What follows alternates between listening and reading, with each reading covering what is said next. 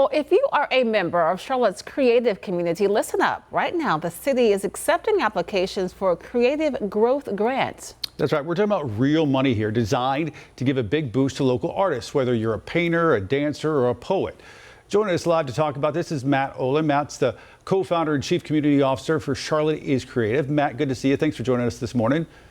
Thank you, Ben and Lisa. Great to be here. So what exactly are these grants and what do these do for some of these artists? Yeah, so these creative growth grants, they opened on June 19th from the city of Charlotte. And it's a new arts and culture grant program from the city designed to really strengthen the creative ecosystem here. It's going to be over $1.7 million of funding that will support individual artists, grassroots arts organizations, collaborative projects, and other activities that support Charlotte's arts and culture plan. When we say arts and culture, of course, that can be very broad. Yeah. Just art alone. There's, performing artists. There are, a number of different art. Tell us who exactly is eligible for these grants.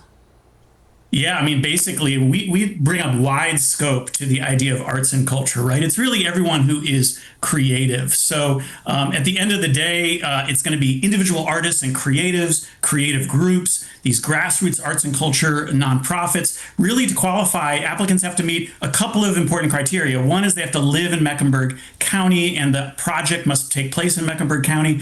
But also all applicants have to demonstrate that they're either a nonprofit or they have a fiscal sponsor, which basically means they have a third-party nonprofit that has agreed to accept the funds on their behalf. Matt, are there different kinds of grants? I know they come in different denominations, I think all the way up to something like $20,000. Are there different kinds for depending on what somebody's looking for? Yeah, the grant program is divided into 3 funding streams. Each one's kind of designed to fit a different need in the creative community. One is the project support grants. That's the one that's up to $20,000, and they support projects and initiatives that sort of directly advance the arts and culture plan. We also have professional development grants. That's up to $2,500, and that category really funds sort of participation in capacity building programs, career enhancing opportunities like classes and workshops and conferences and exhibitions. Really important for continued learning in the arts sector. And then the third is operational support grants. That's actually up to $25,000, and they provide general operating funds to grassroots arts organizations, sort of helping to keep them sustainable and their long-term impact going. Matt, from your perspective, talk about the importance of a city investing in local artists. We know that in, educational and academic arenas, they've changed from STEM to STEAM, adding in that arts view. Tell us why you think it's so important that the city invests in local artists. Oh, wow. I mean, so many reasons, right? The arts enrich our cultural identity as a city, our quality of life. At the same time, it's sort of an economic driver through tourism and job creation, but also it fosters community connection, right? Whether it's through educational opportunities or just offering creative outlets that help residents, with their mental health or civic pride. At the end of the day, our nonprofit, Charlotte is Creative, we want Charlotte to be known as the most welcoming and supportive city in the country for artists and creative entrepreneurs, and funding sources like this help to cement that reputation. All right, Matt, if an artist is watching us right now on WCNC Plus and they could really use this money, what is your advice?